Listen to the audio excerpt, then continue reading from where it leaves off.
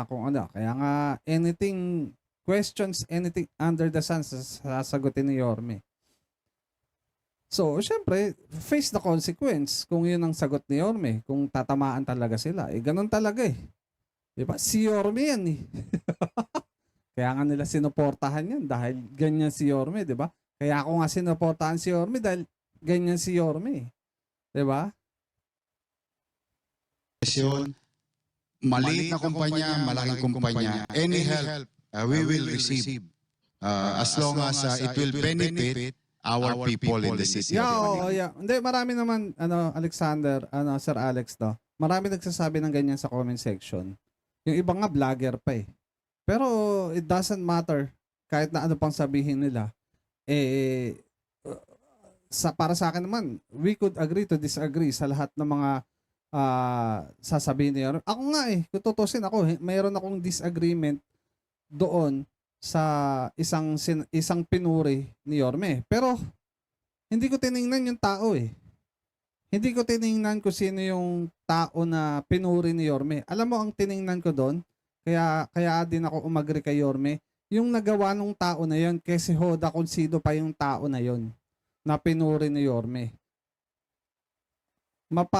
Hindi man ito mapapabor sa akin o maging pabor man ito sa akin. Ang tiningnan ko yung magagawa ng tulong niya eh.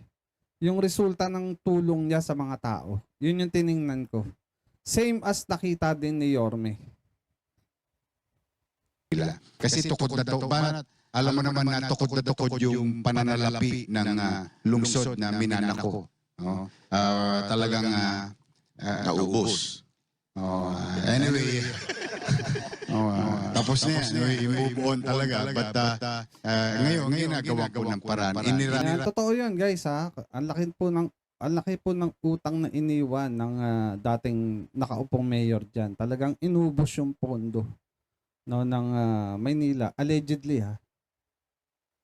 Raos ko. Pero sabi nyo, kahit anong kulay, meron bang yung masasabi natin opposition na tumulong sa inyo? O katulad halimbawa, it seems opposition siya, no? Si Leandro, congressman na Leandro. Ayan yung sinasabi ko sa inyo, hindi ako agree.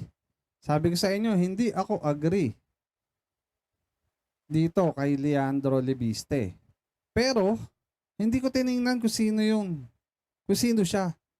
Kung siya ba ay si Leandro Libiste. But ano ang tiningnan ko? Yung nakita din ni Yorme. Kung ano yung tulong, kung ano yung resulta na magiging tulong niya na mga bigas na ipinamagay niya. So, Libiste. Nag-gaibe yun. 4 na bulig na 25 kilos.